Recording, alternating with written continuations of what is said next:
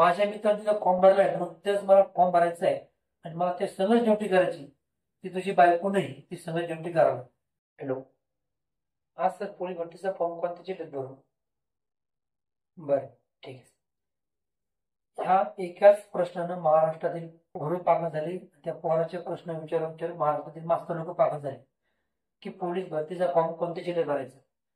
तर लॉजिकली साहजिकच आहे की सध्या पोलीस भरतीचं वातावरण चालू आहे, कोणत्या जिल्ह्यात फॉर्म भरायचं, पोरामध्ये कन्फ्युजन आहे. आणि काही पण विचार पण करत नाही फॉर्म भरताना. जागा पडलेले फॉर्म भरत सोय, फॉर्म भरून टाकायचं डोक्यात ताण नाही. असल्या पोरांचा रिझल्ट पण येणार नाही, अपेक्षा पण नाही. परंतु जर का तुम्ही रेसिंगचे घोडे असेल तर विचार करून फॉर्म भरा. कारण की तुम्ही 5 वर्ष, 6 वर्ष, 2 वर्ष, 3 वर्ष काय अभ्यास केला, त्या अभ्यासापेक्षा सर्वात महत्वाचं काम म्हणजे पोलीस भरतीचा फॉर्म भरताना जिल्ह्याची निवड करणे. बायचान्स तुम्ही पोलीस भरतीचा फॉर्म भरताना जिल्हा चुकीचा निवडला तर तुमच्यापेक्षा कमी अभ्यास करणारे मुलं सुद्धा लागून जातात. हा महाराष्ट्रातील पोलीस भरतीच्या इतिहासातील इतिहास आहे. तर आपल्यासोबत असं होऊ नये म्हणून काही गोष्टी आहेत की त्या फॉर्म भरताना लक्ष ठेवायच्या आहेत आणि त्या सर्व गोष्टीचा विचार करूनच आपल्याला जिल्ह्याची निवड करायची. तर पोलीस भरतीचा फॉर्म भरताना जिल्हा निवडताना कोणत्या गोष्टी त्या गोष्टी लक्ष ठेवायच्या आहेत, तर त्यातील सर्वात महत्वाची गोष्ट आहे ती म्हणजे आपल्या प्रवर्गाच्या जागा कोणत्या ठिकाणी किती.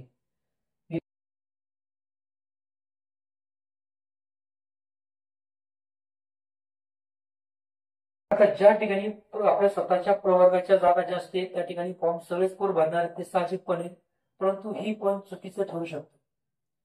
तर ज्या ठिकाणी जास्त जागा आहेत त्याच ठिकाणी फॉर्म भरणं हे सुद्धा चुकीचं असणार आहे. तर का? तर कधी कधी असं होतं की ज्या ठिकाणी एखाद्या कॅटेगरीच्या जागा जास्त आहे तर त्या कॅटेगरीमध्ये सगळे उतारातेच फॉर्म भरतात आणि बाकीच्या ठिकाणी मुलं कमी जातात आणि त्यांचं सिलेक्शन होऊन जातं. तर फक्त जागा पाहूनच फॉर्म भरू नका. त्याच्या व्यतिरिक्त पण काही गोष्टी असेल की त्या काही लोकांना माहित नाही, ते आता तुम्हाला मी सांगतो. तर दुसरी गोष्ट, ज्या ठिकाणी आपल्या प्रवर्गाच्या जागा आहेत त्याच ठिकाणी अराखीव जागा किती ते बघायचे.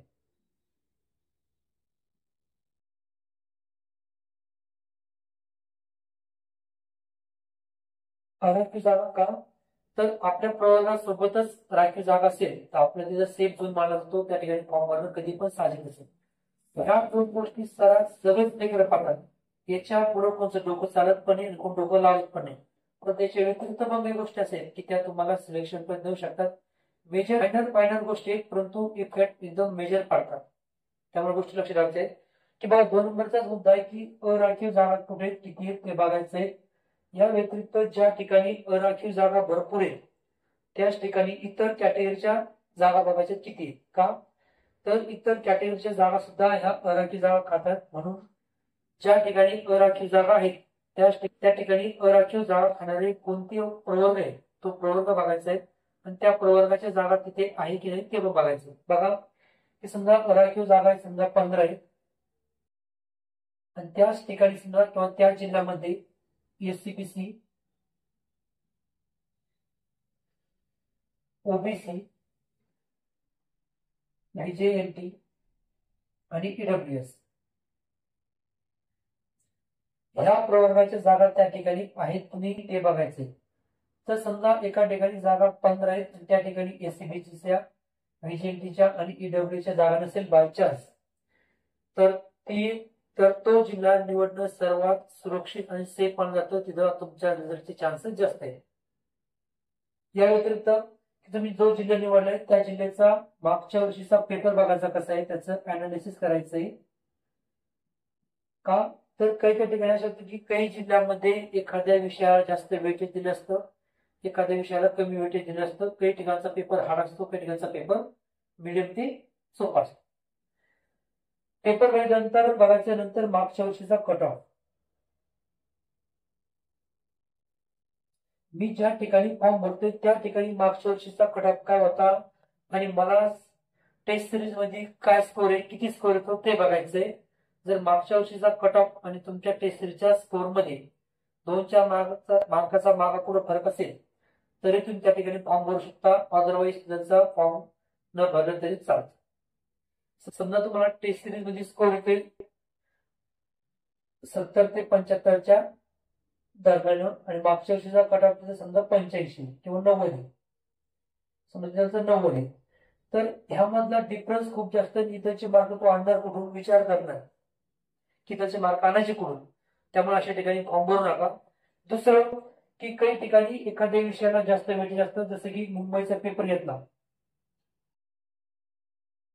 लेकराला माहिती की मुंबईच्या पेपरमध्ये जीएस ला वेटेज जास्त असतं आणि माझं जीएस कमी आहे, तर मी तिथं फॉर्म कशा जेवण भरायचा का? तिथं फॉर्म नाही भरलं तरी चांगलंच. का? तिथं भरशील तर तुझा रिझल्ट गेला म्हणून समजून घे. तर माझ्या मित्रांनी तिथं फॉर्म भरलाय, मग तेच मला फॉर्म भरायचा आहे आणि मला ते सगळं ड्युटी करायची. ती तुझी बायको नाही, ती सगळं ड्युटी करावं. तू स्वतःचा स्ट्रॉंग झोन समजून घे, तुझा वीक पॉईंट समजून घे आणि त्या हिशोबाने तुझा जिल्हा निवड. सगळा घोळका तिकडे पळाला म्हणून मी तिकडे पळतोय, सगळा घोळका पुढे जाईल, निघून जाईल आणि तू तिथंच थांबशील. 1 वर्ष वाट बघायला लागेल भावड्या. या व्यतिरिक्त एक सर्वात महत्वाची घटना, या व्यतिरिक्त सर्वात महत्वाचा मुद्दा आहे की त्यावर सगळ्या लेकराचं लक्ष दुर्लक्ष असतं आणि त्याच ठिकाणी आपल्याला हात घालायचा आहे आणि आपलं सिलेक्शन यावर्षी फिक्स करायचंय. तर तो मुद्दा कोणता? तर जाहिरात बघितली असेल तर त्या जाहिरातीमध्ये एक प्रवर्ग आहे,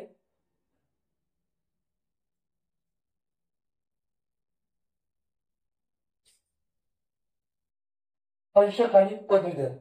आता अंशकालीन पदवीधर काय हेच मुळात लेकराला माहित नाही, मग त्याचा विचार पण करत नाही आपला. परंतु अंशकालीन पदवीधरांच्या जागा ज्या ठिकाणी आहेत, समजा तुमच्या कॅटेगरीच्या जागा आहेत, राखीव जागा पण आहे आणि अंशकालीन जागा पण आहे, तर त्या ठिकाणी फॉर्म भरा. तुमचं सिलेक्शन जवळपास फिक्स म्हणजे फिक्सच. आता अंशकालीन पदवीधर म्हणजे काय?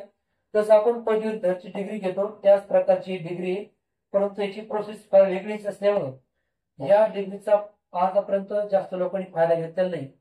जे फार तुरळक लोकांकडे अंशकालीन पदवीधर आहे, लाखामधून एकाकडे. त्यामुळे जर का एखाद्या ठिकाणी अंशकालीन पदवीधर जागा असेल तर त्या जागा जवळपास खालीच राहतात. मग या जागाच काय करतात, तर ज्या वेळेस अंशकालीन पदवीधरच्या जागा खाली जातात त्यावेळेस या अंशकालीन पदवीधरच्या जागा सर्वसाधारण जागेमध्ये कन्वर्ट करतात. याचं जिवंत उदाहरण म्हणजे कोल्हापूरची वनरक्षक भरती.